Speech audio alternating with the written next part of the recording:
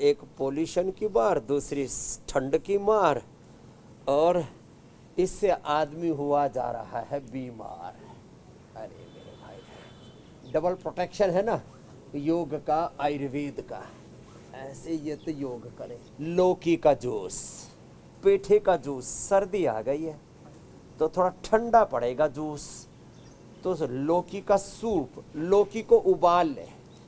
अभी मैं दिल्ली गया और वहाँ हमारे गिरीश आहूजा साहब प्रतिदिन इंडिया टीवी को देखते ही नहीं है। देश के करीब 8-10 लाख जो चार्टेड अकाउंटेंट्स जो हो चुके हैं, जो इस समय बन रहे हैं और बनने वाले हैं, उनके सबसे बड़े गुरु हैं वो।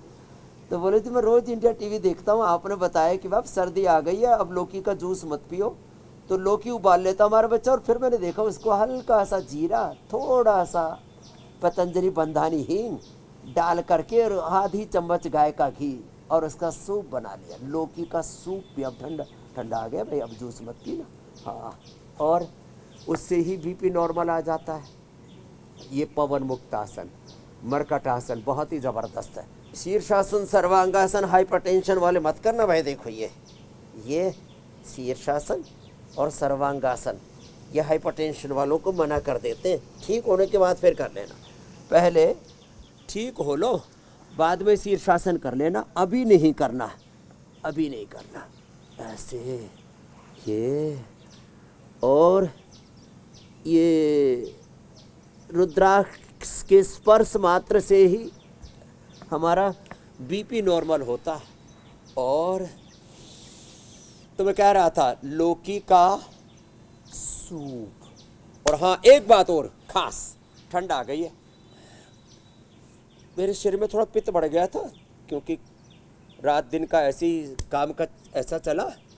तो मैंने सोचा चलो ठंड हो, गर्मी बढ़ गई है, तो मैंने रात को कल सीताफल भी खा लिया, फिर रामफल भी खा लिया, फिर गन्ना भी खा लिया।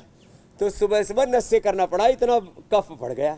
तो ठंडी चीज़ें रात को मत खाना, ठंडे फल नहीं खाना। सीताफल रात को मत खाना, सीताफल, रामफल, वो आजकल वो टमाटर सा आता है ना, उसको लोग रामफल बोलने लग गए, उसका अंग्रेजी में तो कुछ और नाम है, लाल लाल सा आता है, दोनों ही ठंडे। तो ठंडे फल अब रात को नहीं खाना। तो रात को क्या खाना?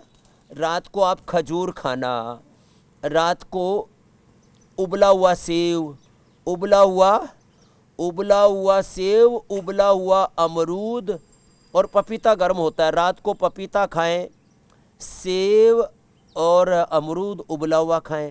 अनार खा सकते हैं, अनार ठंडा नहीं होता है, वो कफनाशक भी होता है। तो ये थोड़ी सी सावधानी भी रखें भाई।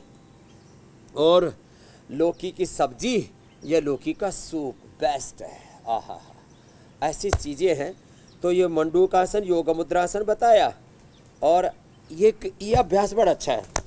ऐसे कोई भी आसन में बैठ के एक साथ ऐसे 10-20 बार ऐसे ही कर लें, इससे लीवर, स्प्लीन एकदम अच्छे हो जाते हैं, पूरी बॉडी का बैलेंस हो जाता है।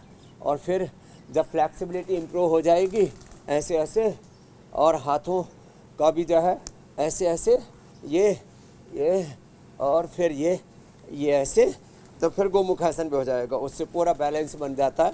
तो बीपी के लिए एक होती है सर्पगंधा, बड़ी ज़बरदस्त है, ब्राह्मी शंखपुष्पी सर्पगंधा, मस्तिष्क के लिए बहुत अच्छी मानी जाती है। जिनको नींद नहीं आता उनके लिए भी, लेकिन उसकी ज़्यादा मात्रा नहीं लेनी चाहिए, नहीं तो जो है पल्पिटेशन बहुत स्लो हो जाता है। तो इसलिए सर्पगंधा ज़्यादा ना ले, जो पैर ऊपर वही हाथ ऊपर, दूसरा हाथ पीछे से, ऐसा लेके बैलेंस बनाए ऐसे। तो बीपी के लिए ये भी ज़रूरी है, उत्तेजनाओं में ना आए। आदमी जो है ना आपा खो देता है, छोटी छोटी बातों में गुस्सा कर लेता है, फिर उसकी आदत पड़ जाती है। बात में भी बात में ऐसे प्यार से ना बोल करके अबे तबे करके बात करना है। अबे समझेगा कि समझाऊं, अबे तबे मत करना तेरा दिमाग खराब है, ऐसे क्यों बोल रहे हो भाई? आराम से बात कर लो भाई साहब, मेरी बहन जी, किसी ने गलती कर दी तो ये आदमी जरा जरा सी बातों पर आपा खो देता है। इसलिए महात्मा बुद्ध कहते हैं अपो दीपो भव, आत्मदीपो भव। ऐसे अपना आपा ना खो में, अपनी निजता में रहे, यही तो योग है।